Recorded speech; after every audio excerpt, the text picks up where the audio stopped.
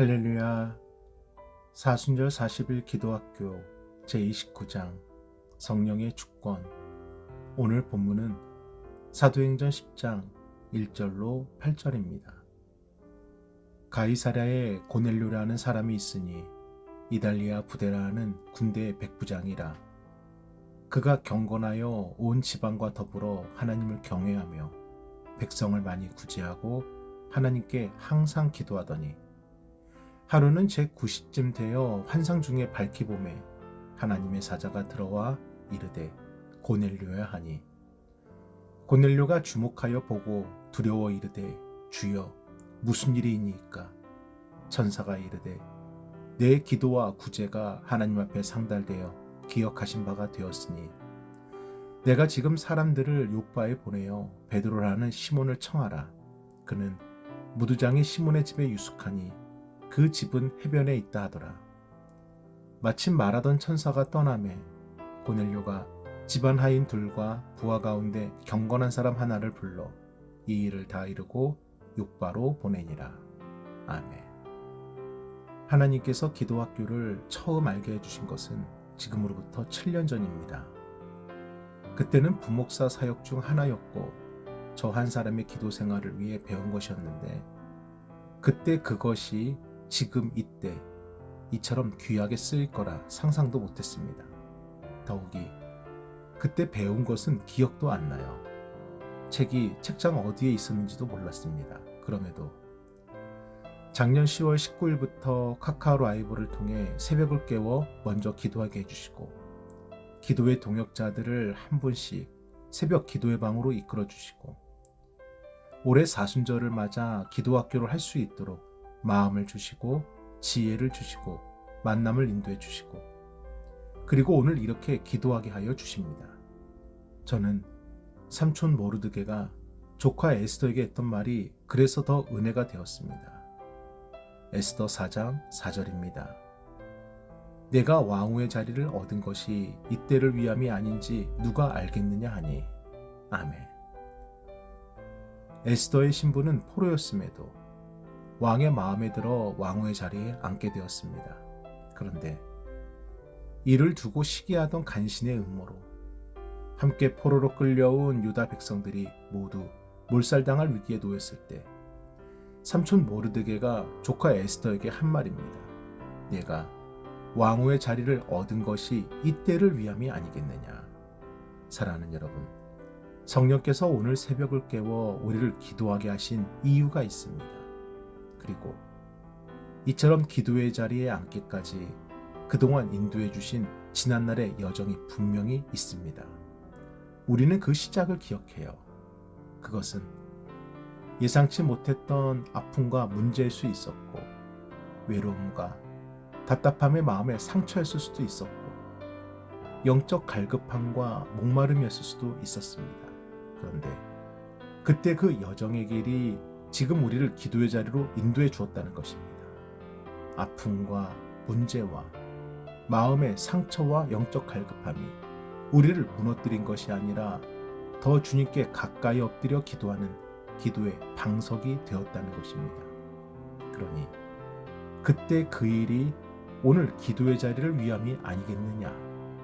그러면서 우리가 그때와 달리 더 큰 은혜를 감사하고 더 큰 축복을 소망할 수 있는 것은 어제 말씀을 나눈 것처럼 기도는 성령님의 일하심과 능력의 증거가 되기 때문입니다. 그래서 지금 기도하게 하신 것은 훗날 지금과는 비교도 안 되는 더 크고 더 놀라운 은혜를 반드시 부어 주시겠다는 하나님의 약속입니다.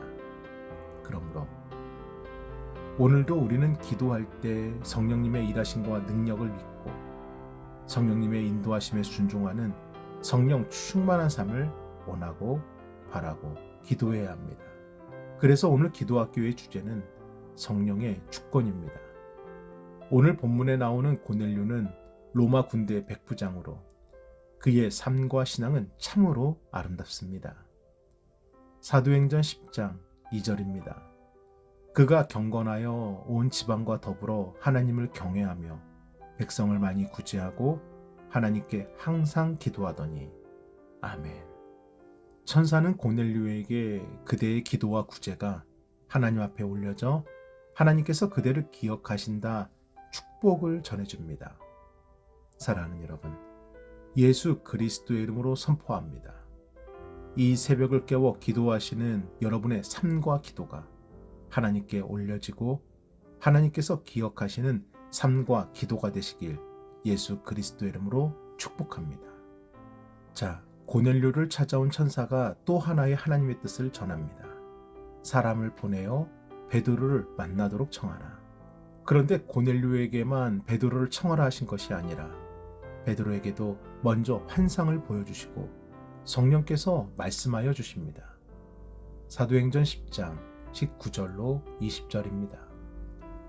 베드로가 그 환상에 대하여 생각할 때에 성령께서 그에게 말씀하시되 두 사람이 너를 찾으니 일어나 내려가 의심하지 말고 함께 가라. 내가 그들을 보내었느니라 하시니 아멘. 이 일을 통해 베드로는 고넬료의 집으로 가서 모여있던 그의 가족들과 친구들에게 하나님의 말씀을 전하게 되는데 그 순간 지금까지 경험하지 못한 놀라운 성령의 은혜를 보게 됩니다. 먼저 고넬료와 모여있던 이방인들에게 성령께서 임재하셔서 그들이 방언으로 하나님을 경배합니다. 그리고 그들이 예수 그리스도의 이름으로 세례를 받습니다. 또한 이방인들에게 임한 성령의 임재가 예루살렘 교회에 보고가 되면서 이제부터 이방 선교가 시작됩니다.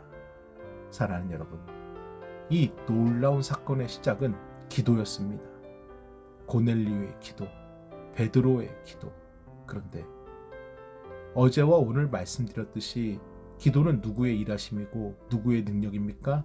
기도는 성령님의 일하심이고 성령님의 능력입니다. 지금 고넬료의 기도와 베드로의 기도는 성령의 주권으로 성령께서 기도하게 하신 것이고 성령의 주권적인 기도가 지금까지 닫혀 있었던 어떤 누구도 열 수 없었던 이방 선교의 문을 활짝 열어 젖혔습니다. 이것이 우리 가정도 그렇습니다.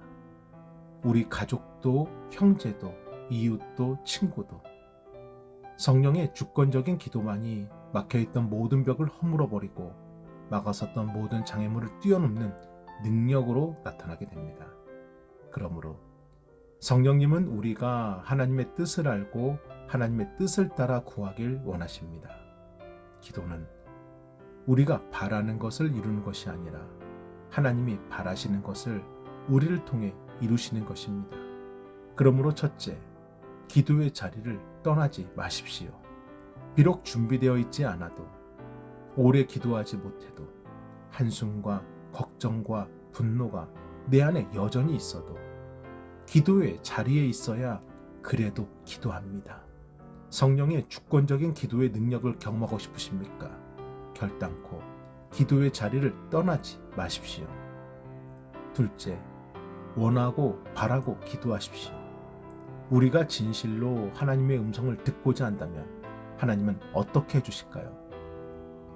우리가 진실로 원하고 바라고 기도한다면 우리의 마음을 아시는 성령께서 어떻게 해주실까요? 주님, 하나님의 뜻이 저의 뜻이 되도록 제 마음을 주관하여 주시고 하나님의 뜻을 깨달을 수 있도록 하나님의 음성을 듣게 하여 주옵소서. 오직 성령의 주권적인 기도의 능력을 오늘도 여러분의 기도의 자리에서 원하고 바라고 기도하십시오. 오늘도 우리가 기도할 때 우리는 승리할 수 있습니다. 함께 기도하겠습니다.